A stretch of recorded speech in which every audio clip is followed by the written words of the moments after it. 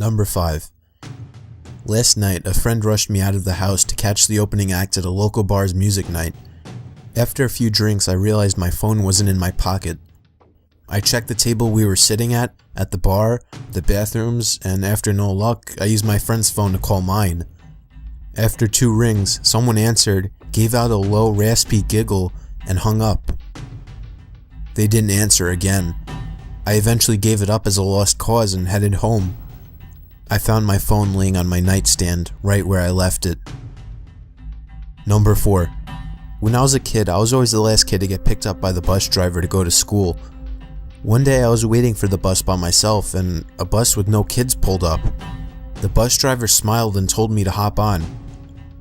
I just had a bad feeling. I said, "Where are the other kids?" He said, "We will go get them now. Just get on." He got more and more pushy but didn't do anything crazy. I just kept saying no and he shrugged and left. The real bus pulled up a few minutes later. I went to school and my parents didn't know until I mentioned it that night. Looking back, they were pretty worried. I remember them scrambling to make a few phone calls. Number 3. A few years back, I rented an apartment from a friend of mine. He had recently bought it and had it completely renovated. He put it up for sale but couldn't find a buyer, so I offered to rent it in the meantime. After moving in, I realized there was something wrong with the lady next door. She was about 45 but looked much older.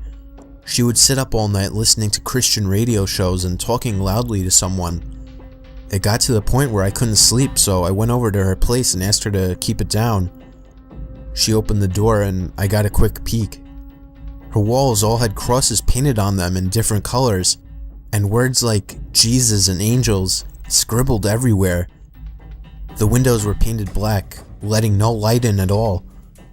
It was damp, yellow-stained 50-year-old carpets, dog shit, and cockroaches everywhere.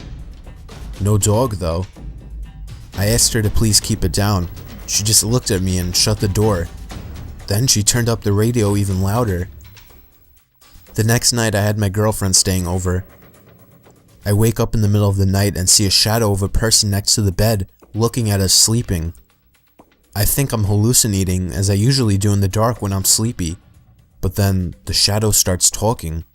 It's my neighbor and she's holding something in her hand. She broke in during the night and who knows how long she stood there. "You should lock your doors at night," she says and walks out. The next morning I hear someone making strange noises below my bedroom window. It's my neighbor talking to herself in tongue.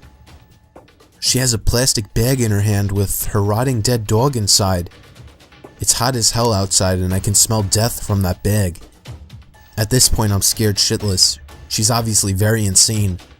I go upstairs and knock on another person's door and ask them what the hell is going on. The guy is as scared as me. Apparently she broke into his apartment one evening as well while he was watching TV with his kids. He got up from the couch to get a snack, only to find her behind the couch, staring at him holding a power drill. Come to think about it, now I know what was in her hand. At this stage, I'm basically shitting myself. I call the cops and they know all about her. Apparently she's a violent schizophrenic and she hasn't taken her meds, but they can't force her or enter her apartment without her permission because she owns it. The only thing they can do is get her when she goes outside. I sit up for the next 2 days waiting for her to run out of cigarettes. When I hear her leave at 2 a.m. to go across the road to the 7-Eleven, I call the cops. They have 3 cars and a special van over in less than 2 minutes. They restrain her and throw her in the van and drive off to some institution, and in less than a minute, it's like she was never there. I never see her again. Still have nightmares about her looking at me in my sleep. Number 2. I was about 15 minutes from finishing the night shift at work when there was a massive crash on one of the windows in the office, so I get up and go check it out. Someone has thrown quite a sizable rock through one of the windows on the front of the building. This is made especially weird because I'm working in the industrial district at 11:30 at night with none of the other businesses open. I go back to my desk, put a quick call through to security to let them know and decide to head home. As I'm leaving the building, I'm freaking myself out about it more and more and end up running to my car, getting in and taking off. I'm almost home and I've started to calm down a bit when I realize that I didn't unlock my car when I got in. It had been unlocked the whole time. I do a quick check with my hand in the back seat for any possible murderers that might be hanging around there, but there's nothing there. Fast forward about 30 minutes. I've called a friend of mine who says he's out drinking, so I decide I'm going to join him. I jump on my bicycle and start riding over. I'm doodling along the road on my bike. It's a nice night and I'm in no big rush, just enjoying the moonlight when I hear someone riding behind me. I straighten up and stick to one side of the road. He passes me really slowly, and when he's right beside me, he shoots me a smile, and I can describe it as purely insane. I kind of flinch and am taken aback as he rides on. That's when I realize he's riding my mom's bike. Needless to say, I sprint the hell home. When I get there, sure enough, her bike is missing and one of my car's doors is open. The back left one. I was driving and had no need to open that door. Number 1. I worked at a campground on night shift, 12 a.m. to 8 a.m. every night. It wasn't bad. I would bring in my PS2 and game a good portion of the night, only having to deal with 1 or 2 people on busy nights. It was just me in this little 8-foot by 8-foot shack, with nothing around but dark all night. My first week there, the other third shift guy who was quitting told me about this payphone a few feet from the shack where I worked. He said it rang every night at 4:17 a.m., just once. It was probably just an automated test call, he guessed. He's never answered it himself. I go for a few months with the job. It was the middle of the summer, so most nights I had the windows closed, so I couldn't hear the payphone go off. Mid-August, I started leaving the windows open during the night. Sure enough, at 4:17 a.m. every morning, the phone would ring once. The ring even sounded creepy, like the payphone was submerged in water and then put where it sat.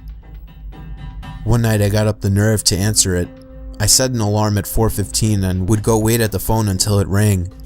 When it did, I answered it, but there was no sound, just dead air like someone was on the other line but wasn't answering.